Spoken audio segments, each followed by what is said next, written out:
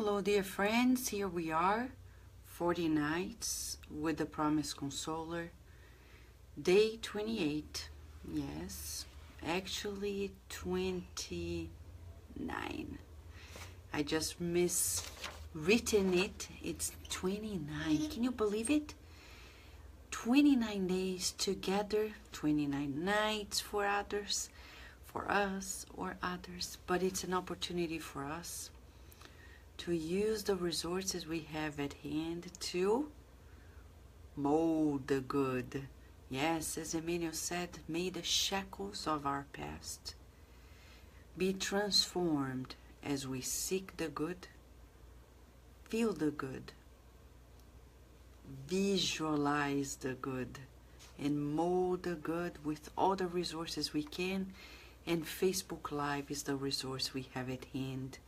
These beautiful books, Contos desta e de outra vida, chapter 13 today, from the book by Humberto de Campos, Brother X.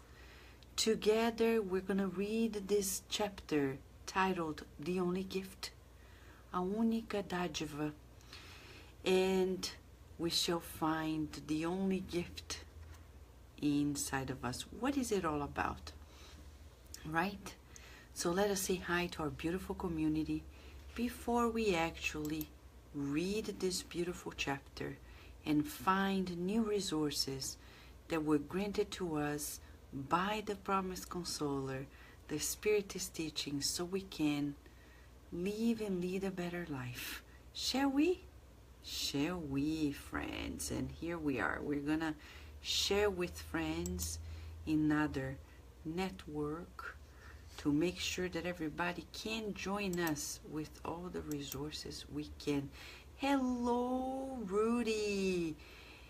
Thank you for the gift of you being here and always being so positive and loving. Thank you. Hello, Valeria. How are you? Hello, Leia and Sunshine. How are you too?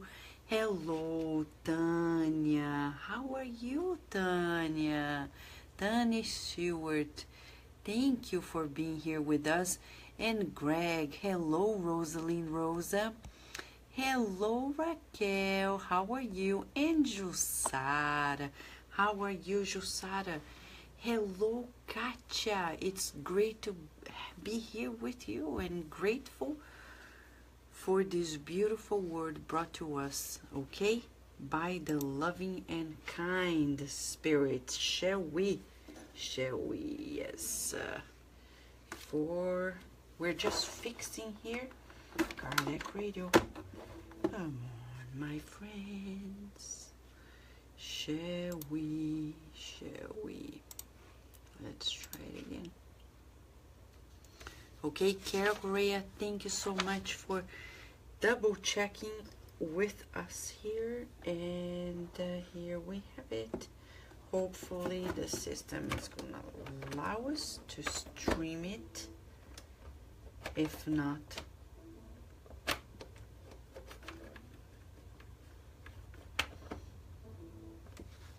okay, friends, let's try it out. Hello, Enilda, how are you? And Adilson, how are you, friends? Let us not forget that when God gave to us these beautiful gifts of this information, it is for us to catapult ourselves from the shackles of the past and do precisely what Emmanuel disclosed to us. Seek the good. We need to make an effort, as André Luiz says in the book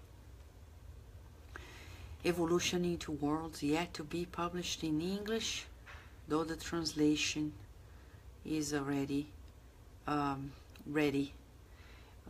He says, we learn, we evolve through effort and repetition. So that's why Emmanuel says to be free from our shackles of the past. We really need to seek, make an effort to find the good and feel the good and visualize the good. I know the world may be challenging, but the good is winning. The good day in, day out. And let us observe in these dialogues with Jesus that Jesus worked one-on-one. That's our goal. The inner transformation and the support to each of us, to each other. Okay? Thank you, Nilda. We're happy that you're here with us. Okay? Thank you, Carol Correa, for letting me know and for being here with us too.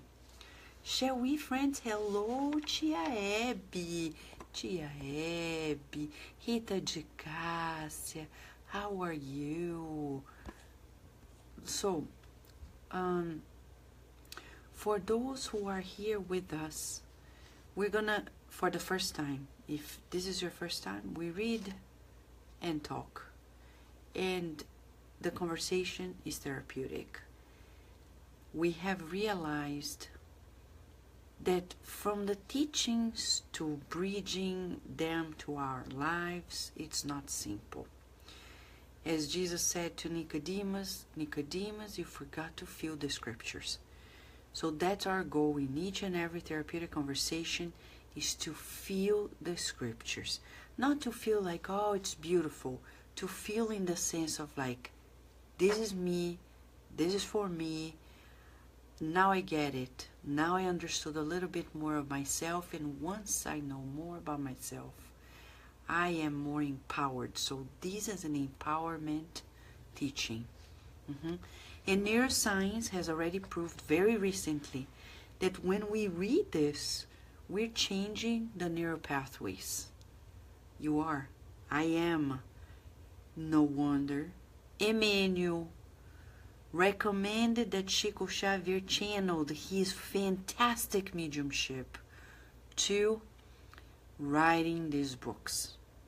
Books that are stellar, unique, that divide humankind in two moments, before and after. Because now with the unique description of our guiding model, we can better compose ourselves, refine and sculpt ourselves to follow through and fulfill God's will on earth as it already is in heavens, right? Hello, Tanya. Today I could see your own chakra dancing a beautiful gold violet pets, and I believe Brother Joseph. Tanya, you're adorable. Thank you for sharing your thoughts and your feelings, okay? Chapter 13, from the book Contos desta e de outra vida, in Portuguese, now in English. The only gift. It is said that Simon Peter was tired after 20 days amongst the people. Peter had bathed the wounded, fed the squalid women and children, and instead of receiving the approval of the people, he received veiled insults here and there. After 3 consecutive weeks of struggle, he had grown tired and preferred to isolate himself between friendly caper trees. For that very reason, Peter was alone before the waters reflecting under the twilight. However, someone approached. No matter how hard Peter tried to hide, he felt wanted. It was Christ himself. "What are you doing, Peter?" said the Lord. "I'm thinking, Master." And the dialogue went on. "Are you sad?" "Very sad." "Why?" "They call me thief." "But if your conscience does not accuse you, What is the problem? I feel unhappy. In the name of the love you teach me, I relieve the sick and help the needy. However, they revile me. They say that I steal. They say that I exploit the trust of the people. Right yesterday, I distributed the old blankets that were given to us by Carpo's house among the sick people coming from Joppa. Allegedly, someone claimed that I scrounged most of them. I am exhausted, Master. 20 days of crowd with much more than 20 years of services in the boat. Peter, have you given to the needy in these last 20 days? I've given coins, robes, blankets, ointments, wheat, fish. Peter, where did the coins come from? They came from the hands of Joanna, the wife of Cusa. Peter, what about the tunics? Where did they come from? From the house of Zoblan, the tanner. And what about the blankets? They came from the residence of Carpo, the Roman who decided to support us. And what about the ointments? They came from the home of Zebedee, who makes them. And what about the wheat? From the harvest of Zacchaeus, who remembers us. And what about the fish? It came from our fishing. So, Peter, what shall I understand, Lord? That we just deliver what we were offered to distribute in favor of those who need it. Divine goodness combines the circumstances and entrusts to us in one way or another the elements that we must move in the works of the good. You say you served in the name of love. Yes, Master. Remember then that love does not either relate slander or accounts sarcasm. The disciple, showing sudden mental renewal, did not respond. Jesus embraced Peter and only added, Peter, all the goods of life can be transferred from sight to sight, from hand to hand. No one, in essence, can give this or that asset of the world, but the Creator Himself, who lends us the resources generated by Him in creation. And if we can give anything of ourselves, love is the only gift that we can give, while suffering and renouncing for love. The apostle understood it, kissed the hands that touched him lightly.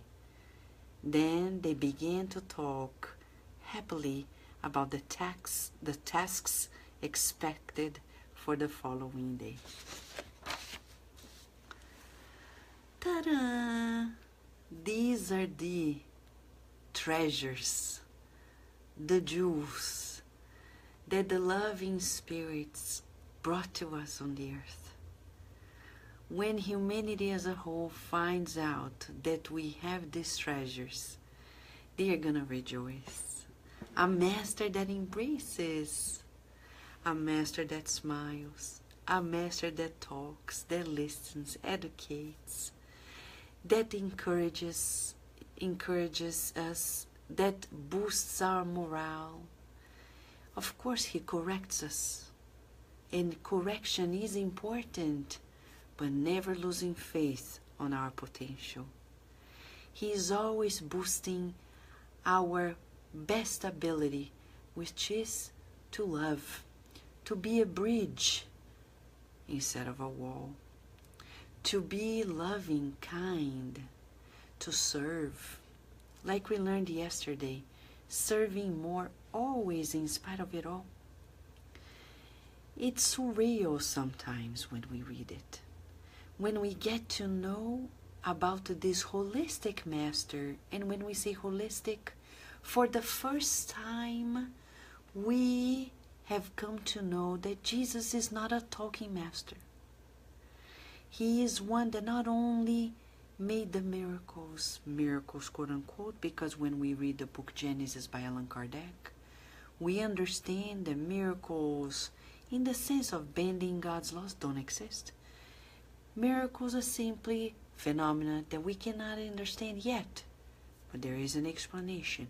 They are under the laws of God, and Jesus knew how to operate in that regard.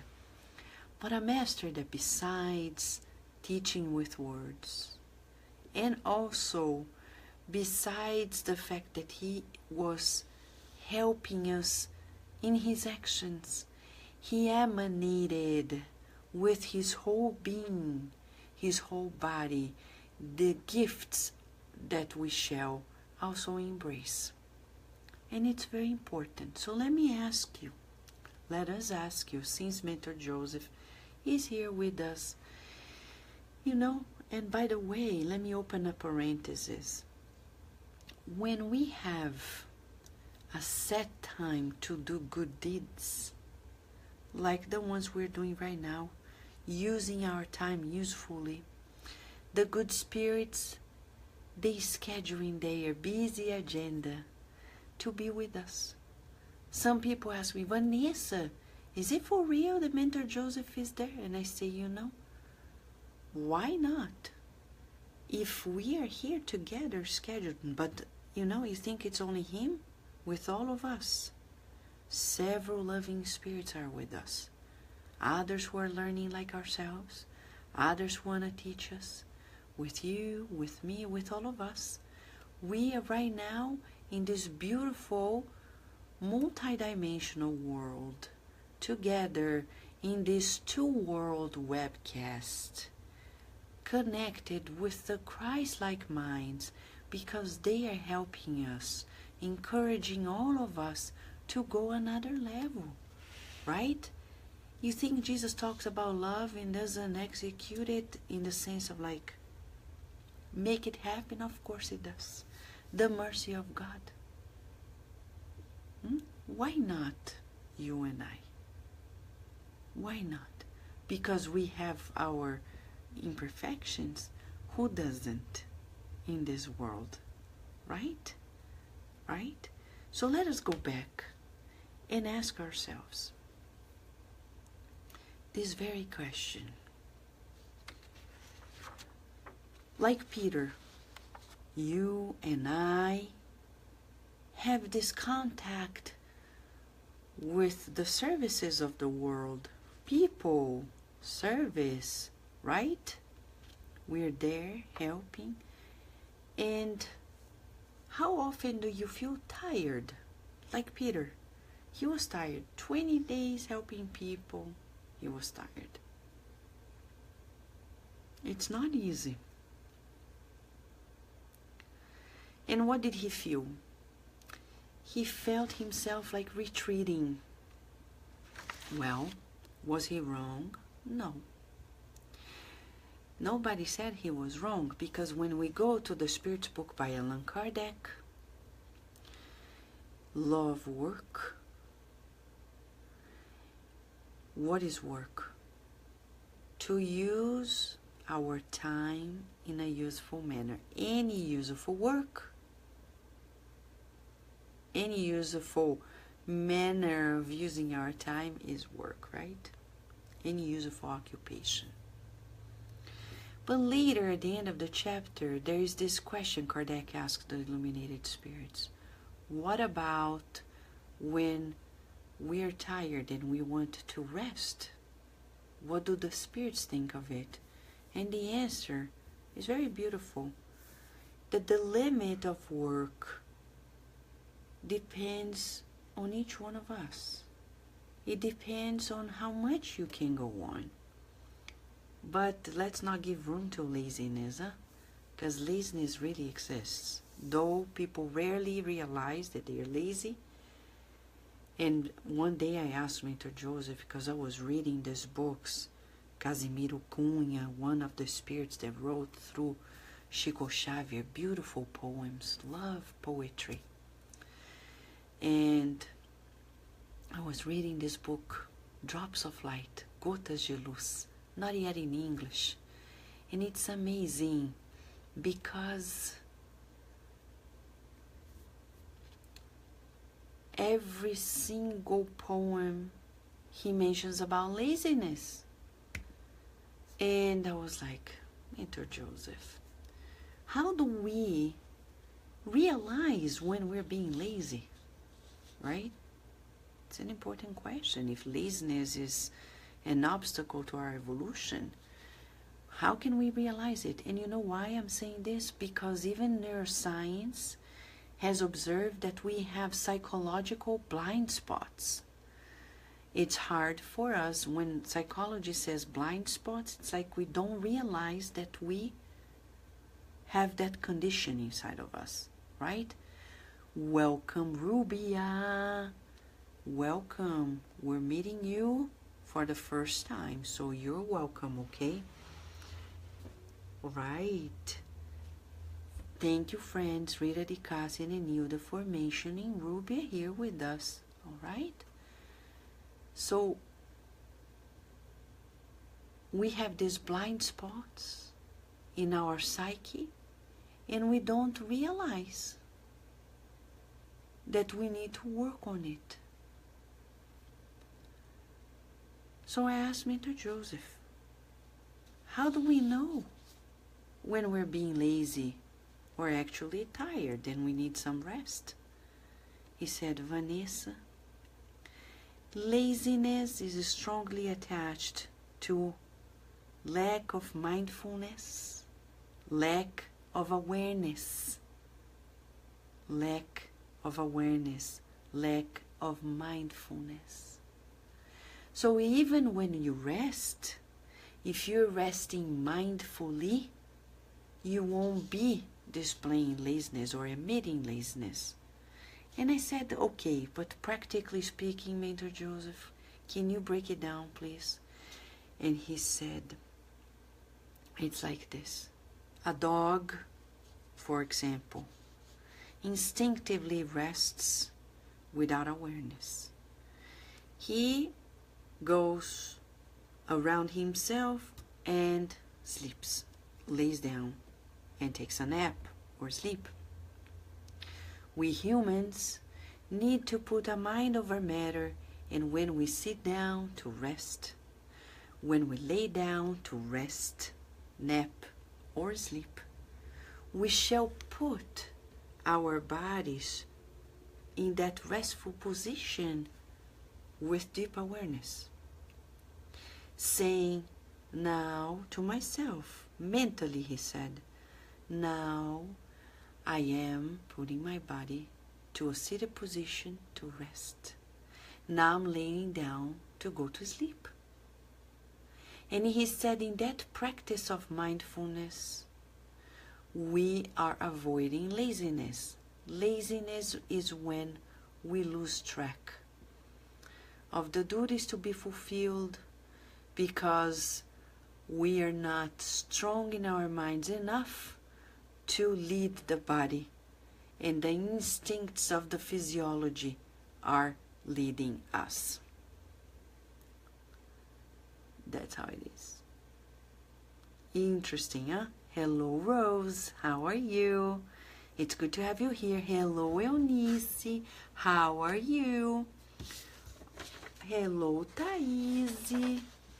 Now, let's go back. Peter was tired. Well, it was fair. But he was tired for other reasons. Not because he's lazy. Something happened here that drained him emotionally, not only physically. And 3 weeks, and he was unable to renew himself daily. We need to create a system in which we renew ourselves daily. Okay? And one of the things as well, to renew ourselves is not to think about, for example, today is Friday. For some of us, for others, it may be Saturday morning or afternoon or another day if you're watching on demand.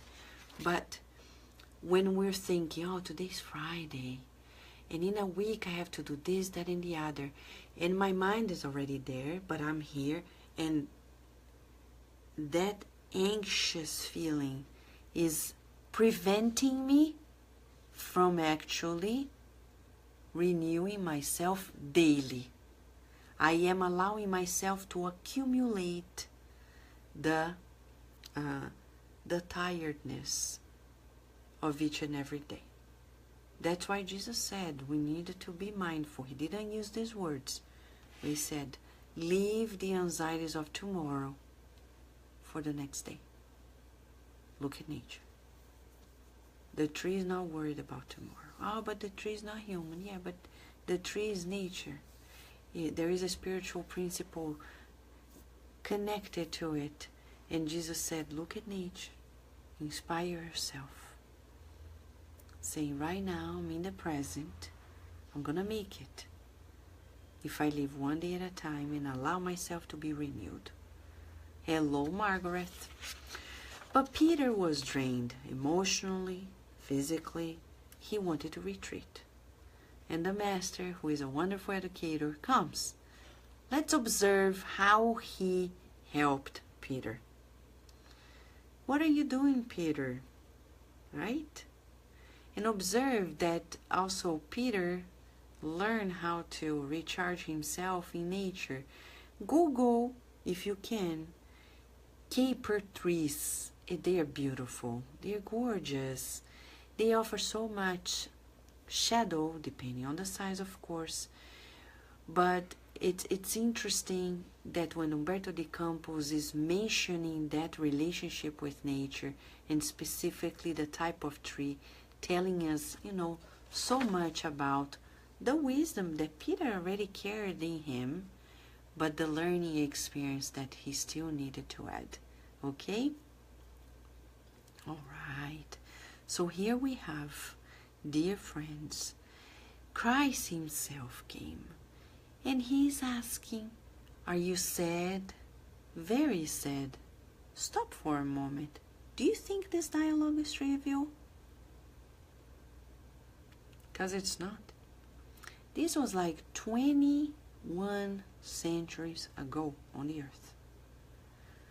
Today, on the earth, if you have two men, okay, or two women sometimes, asking these very truthful questions, are you sad? Very sad. You see, Peter, he didn't hide it.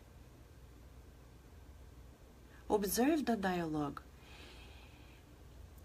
As somebody who has been studying emotions and the connections with the brain, the behavioral aspects, etc., I tell you, this dialogue gives us many tips about how we should talk about our own emotions with the people that we trust or with our loved ones. You're seeing them behave in a certain way, don't be afraid. Say, are you sad? Some people, they tell me, no, don't ask. It's almost like a prohibition. Please don't. If we don't talk about emotions, we'll never master them. We talk. How are you feeling? And if to my loved ones, and vice versa, we don't share how we're feeling, we're in trouble. We need to create that familiarity of talking about emotions. People ask me, Vanessa, how do you feel in this way? If I know the person, if I trust the person, I'll open up and I say, I feel this and the other. Why? Because that's how we manage emotions. By talking about emotions. Naming emotions. And by the way, there are all these materials nowadays about emotion. Even at Five Below stores, you have all these beautiful emotion faces, the emoticons, etc. We are living in the era of emotional awareness.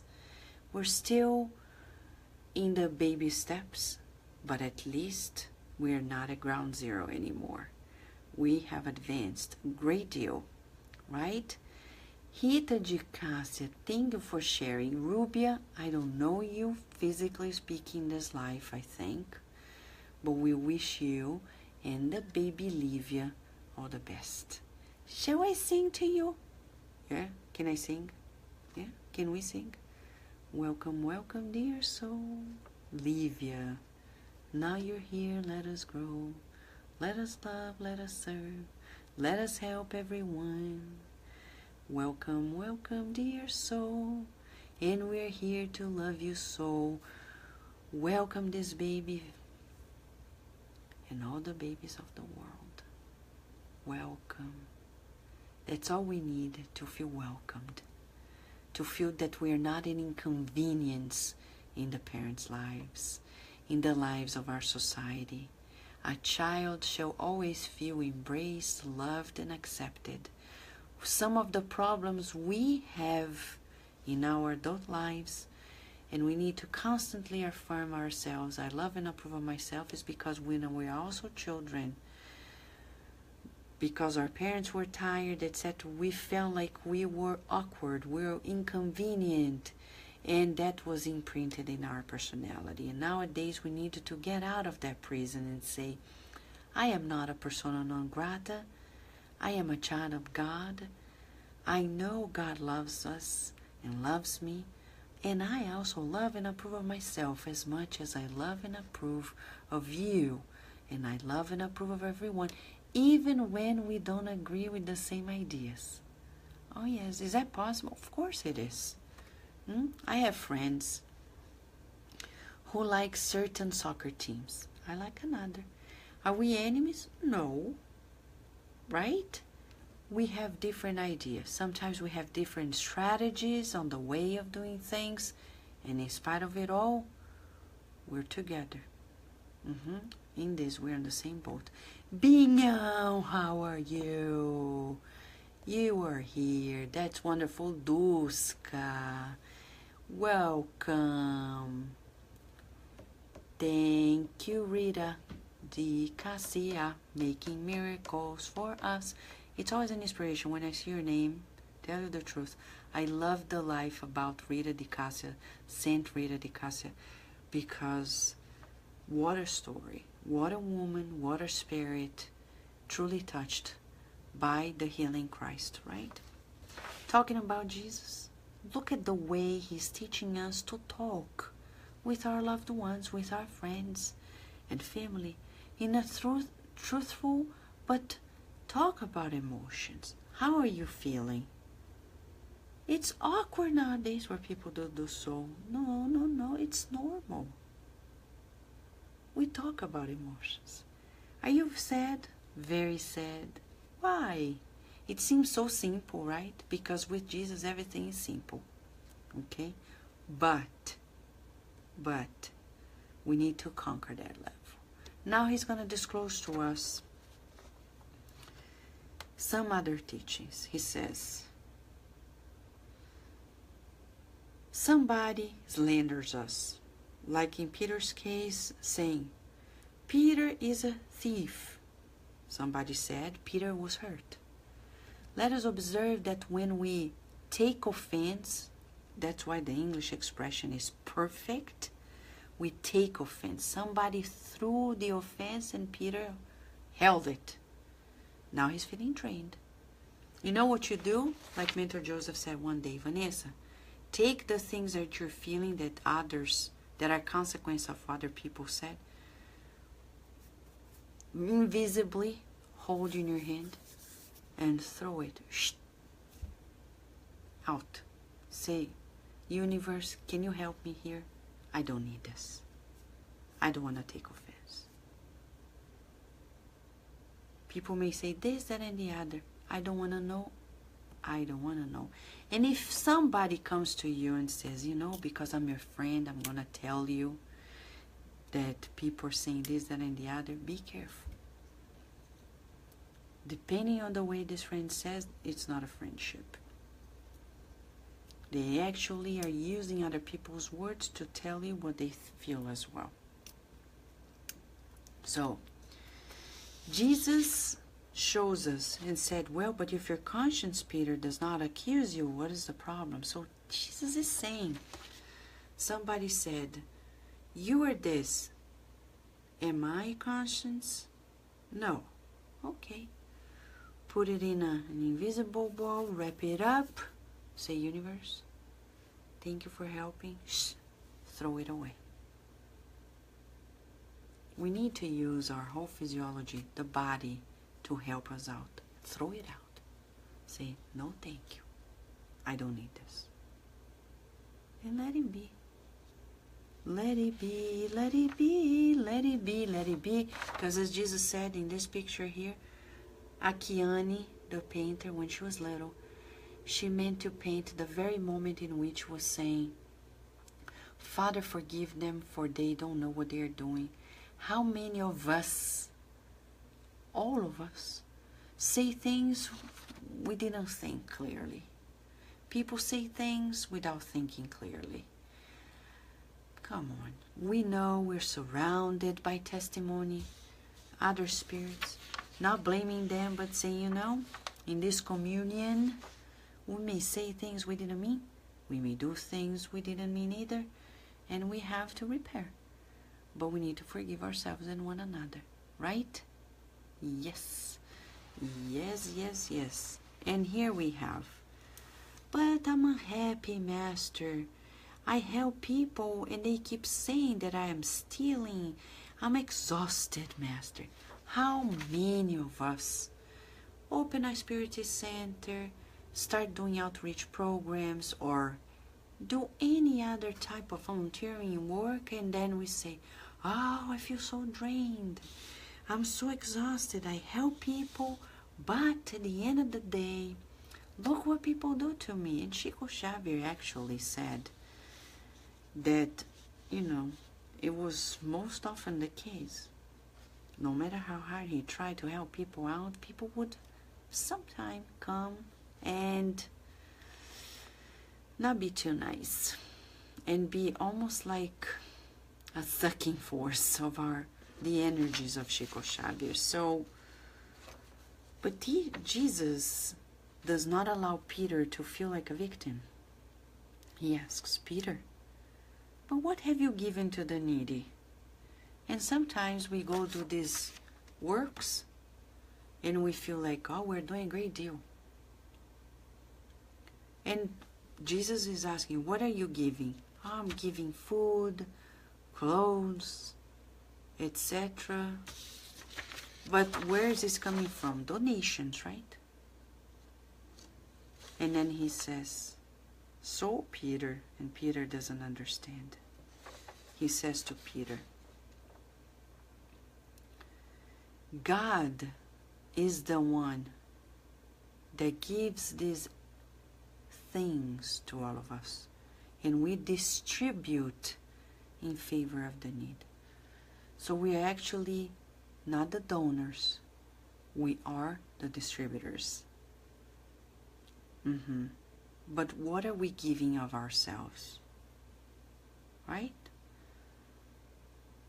What do we give of ourselves? And he says clearly, if we can give anything of ourselves, love is the only gift. And you see how Jesus is very coherent? When he says that, he is hugging. He is hugging Peter. He's embracing him. He's embracing Peter to say, what I'm giving to you right now, in other words, is love. He's not a master that says, remember to love, but he's seated and doesn't do anything. No, he hugs and says, Peter, all the goods of life can be transferred from hand to hand. No one in essence can give this or that because the Creator is the one that generates it all. But if we can give anything of ourselves, love is the only gift that we can give while suffering and renouncing for love. And Jesus is the ultimate expression of it all. Because he's saying love, sacrificing and suffering, renouncing, like he was doing. He was renouncing the greatest altitude to be with us. He was suffering to see his melancholic look, to date, like Euripides Barçanufo once said. Right? He said clearly that Jesus was sad. Why? Because no matter how much we spiritists know, we don't do it. Mamma mia. And you know, sometimes I ask, why do people take sides of others without knowing the people whom are they teaming up against?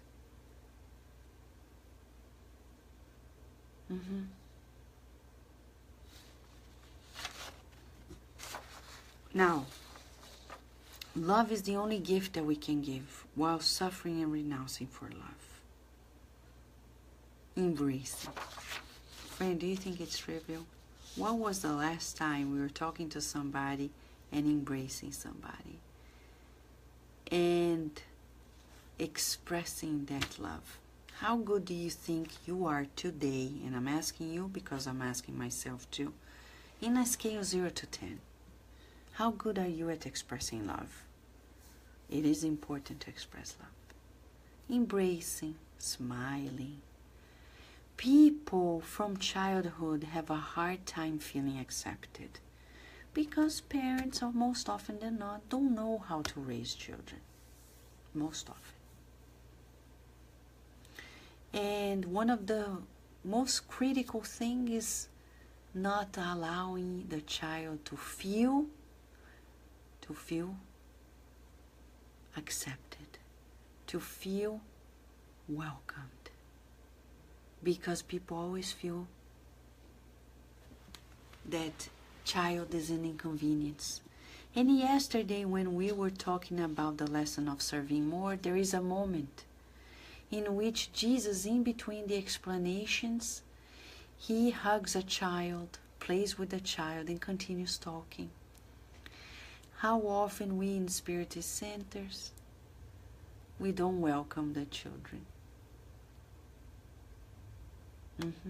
Why should they be treated differently? I don't understand why parents are not encouraged to bring their children as early as possible. If you bring your child as early as possible, they're going to be trained to be seated still, to have discipline, etc. But it's on you to do it. If you never bring them, the day you bring them, they're not going to sit still. So how early? As early as a baby. Really, really. And be there. And when they are toddlers can sit still if you train them to do so. Right? Right. Katya, remember those words of Mother Teresa, do it anyway.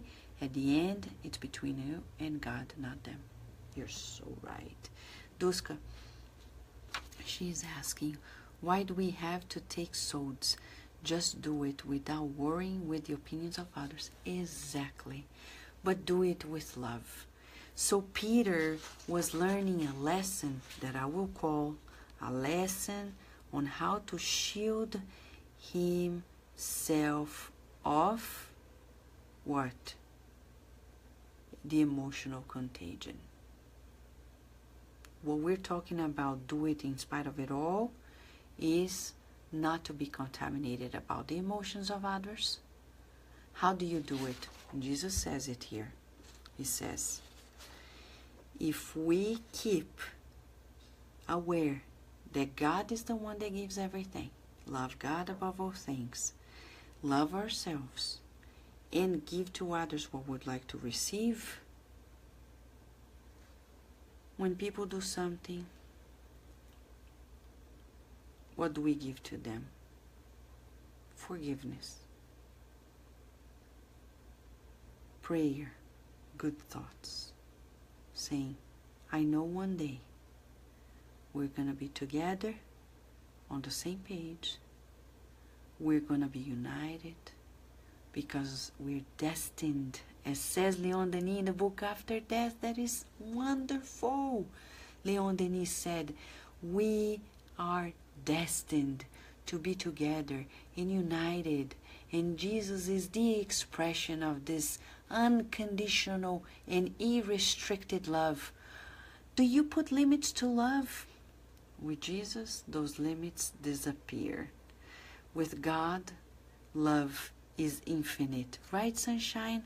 Forgive and serve more. The lesson we studied yesterday. Right? But let us observe the body language of Jesus. First, he comes to Peter. This is the educator. He doesn't await. If the person is in need, the person who is being educated, I go. But not to impose, but to bring about asking questions, a very Socratic method.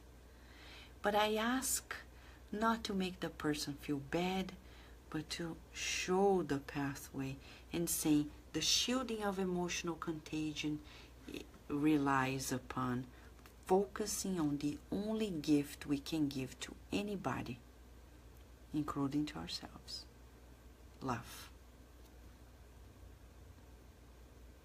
Love, love, love, love, love. Put your hand and exercise on your chest.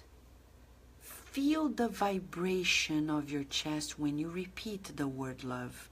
Love, love, love. Observe how much this vibration is there, also impacting the physiology of our physical body.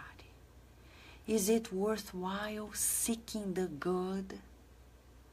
Is it worthwhile feeling the good? Is it worthwhile visualizing the good and molding our lives to the good? So we need to coach ourselves every day to this good. And it's love. Love. So repeat to yourself, you're brushing your teeth. I love and approve of myself. I love and approve of myself.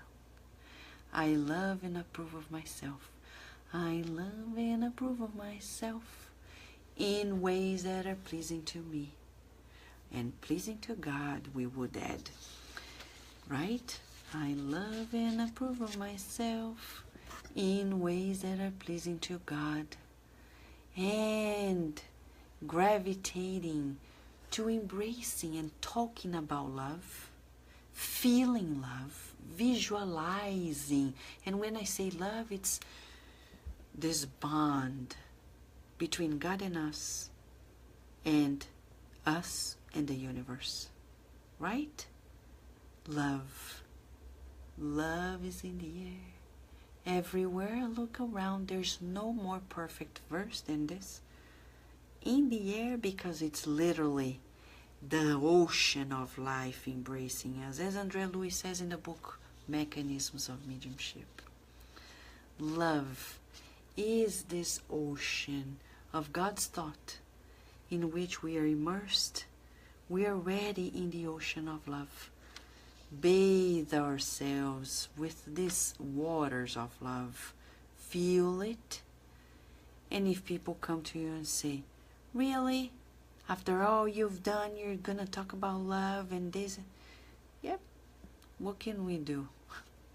But, that's life. We're learning it. Everybody is. We are not shy. We let it shine, let it shine, let it shine. This little light of mine, I'm gonna let it shine. This little light of mine, let it shine, let it shine, let it shine. Because it's love. Friends, it's worthwhile investing in loving, visualizing it. And as we are wrapping up, so we can come tomorrow, don't forget the United States Spiritist Council Federation is organizing the May 5th Spiritist Symposium. Sincerely, it's the most authentic Spiritist meeting in the U.S. in terms of the Spiritist teaching in English. And it's unique. The dedication of the preparation and everything in both realms. Every single time we have come, we felt both realms. Can I give you a proof? If you go to thespiritistmagazine.com, you see in our archives the covers and the magazines, the previous ones. We're coming up to issue 37. And I remember when we were in Atlanta. Remember Binhão? Remember Enilda? I think Rita de Cássia was there. Who were you there, friends, right? Let me share with you. We were there, and I remember that beautiful year when we brought Mark Baker and his friend. Fantastic psychologist who got to know of Spiritism, etc. And it was awesome, right, Binhão? I think so too. And I remember when we were on our lunch break, and I took both of them, Mark Baker and his friend who put together the Institute for Forgiveness in the United States. All these people who apparently are not Spiritists, but doing great works, learning about the teaching, sharing the ones that they got, the universality, the key speaker, right? And we were having lunch, and then Carlos and I, Mark Baker, and the other man, we saw this homeless. This homeless man approached me and offered me a flower with a great smile. And then I turned to him because we're seated on a table outside of the little cafeteria in the street, on the sidewalk. And I said, would you like to join us? We can buy you a sandwich. And I remember immediately Carlos gave him part of his sandwich. Mr. Baker gave him part of the French fries he was eating. And the other man gave him the drink. And I said, you know, you can sit down. And then he started asking us as he was seated. The four of us, including Mr. Baker and the other one, actually Dr. Mark Baker, he was saying, the homeless man, you know, I'm very happy to be here, but what are you guys doing here? And then we talked about the symposium. He asked us, can we come? Can I come? And I said, of course you can. And coincidentally or not, I was going to give a talk right after lunch. It was my turn. And he was there.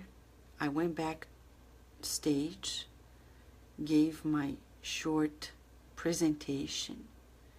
And when I finished, I was still there talking to friends on backstage when somebody said, Vanessa, somebody wants to see you. And it was the homeless man. He gave me a note in gratitude. What a polite soul.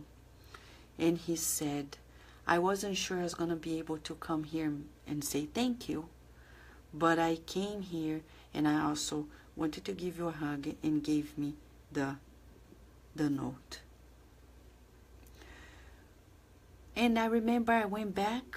That feeling, what he gave to me and to us, was like the love that Jesus is talking about. I sat down and I kept on watching the talks that were coming next. Meanwhile, I remember Mentor Joseph bringing to us the cover of the following issue of the Spiritist magazine. We were supposed to dedicate it to the concept of family. And he showed me these 5 faces of these women, American women, who together with Kardec and Amélie Boudet, his wife, were in charge of boosting the power of family in our society. And I said, but Joseph, how am I going to draw this cover for the magazine? He smiled and said, don't worry, we're going to show it to you. In the symposium, two worlds working together very ostensively. I went back home. It was phenomenal. The next weekend or 2 weekends later, I was visiting one of the Spiritist centers in Florida that is coordinated by Marisa Liborio. And when I was there, I saw these beautiful paintings done by Marcos Falcão, but I didn't know the person. And I recall Mentor Joseph said, pay attention. Pay attention because the person who is going to draw the magazine, the cover is here. And I said, where is he? So I said, who is painting this? Oh, Mr. Falcão. I met Marcos Falcão. I told him about the Spirit's idea of the cover, and he drew it, not on the very day. The very cover that you can see if you go to thespiritistmagazine.com, you're going to see a beautiful cover, which is black and white, with his pencil drawing of the faces of these women with Kardec and Amélie together. All of it, byproduct of this beautiful interaction that happened in the Spiritist Symposium. And this is just one of the experiences I'm sharing with you. So, join us, yes, Orlando. While Disney has the material fun, we're going to have a two-world fun there. It's going to be our spiritual Disneyland right there, Disney World right there in the Spiritist Symposium. Join us. It's worthwhile. Okay? Meanwhile, all you need is love. Dun, dun, dun, dun, dun. All we need is love. Love is all we need. Until tomorrow, God willing, friends.